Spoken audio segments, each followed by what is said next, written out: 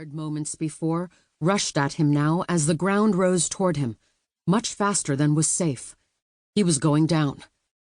Chance pressed the button on the yoke and squawked to a local frequency.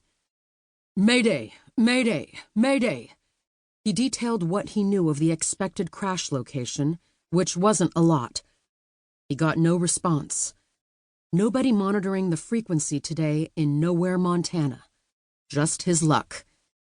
Between evergreen-topped mountains, Old Blue surfed along a ravine. Not a good place to land. He hoped for a clearing. Something. Come on, come on, come on, he thought. There, between the trees, he caught sight of a forest road and aimed for it. It would be close. The trees were dense in places. Worst case, the wheels on his fixed-gear plane would catch the treetops and flip him forward. Dead or alive, he'd be stuck in the tops. Come on, baby, you can do this, he thought. Palms sweating, he squeezed the yoke. Continuing the mantra in his head, he willed Old Blue to stay in the air just a little longer. When he'd proclaimed today was his last delivery, he hadn't meant that to be a literal prophecy. He mentally shook his fist at God. You hear that? I didn't mean I wanted to die today. I just meant I'm done doing what I do, he thought. 1,000 thoughts blew through his mind at once, not the least of which was that if he made it, if he survived, he'd have to file a crash report with the NTSB. He was only supposed to take his flight bag from the crash site, but he'd have to make an exception this time and remove the package he was supposed to deliver. The treetops reached up for Old Blue, their lofty trunks and branches growing taller as if they would stretch to catch the plane's wheels. The piper shuddered. Chance held his breath, working the yoke until, finally, he maneuvered above the narrow road. Lower, lower, lower, he thought. The wheels touched down, and the plane bounced hard. Trees closed in on the narrowing road. Chance braced himself. The wingtips caught the trees. The sound of metal twisting and ripping vibrated through him as the tin can protecting him shook and rattled.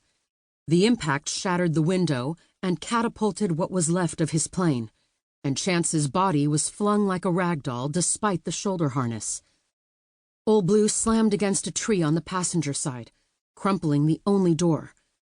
Chance's head hit the yoke handle. Thunder ignited in his temples as pain throbbed across his chest. But the plane had stopped, finally. Seconds ticked by. He drew in a few shuddering, painful breaths, allowed his heart rate to slow.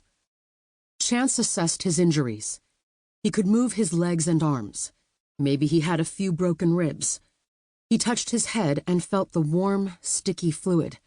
Blood covered his fingertips. He stared at the tree branch protruding through the shattered window, caught a whiff of pine from the needles, and tried to grasp the near miss. He could have been skewered. That was only one of many possible fatal injuries that could occur in a plane crash. How had he survived? He wouldn't waste time questioning Providence. For the moment, he was alive. But for how much longer? And trusty Old Blue was gone for good. Myriad emotions, anger, fear, grief, seized him all at once.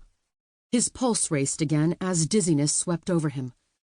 He fought the darkness edging his vision. Why had he harbored an ounce of hope that he would be able to walk away from this unscathed?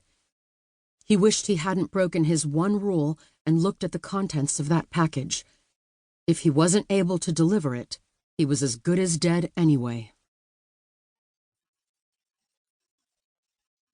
Chapter 2.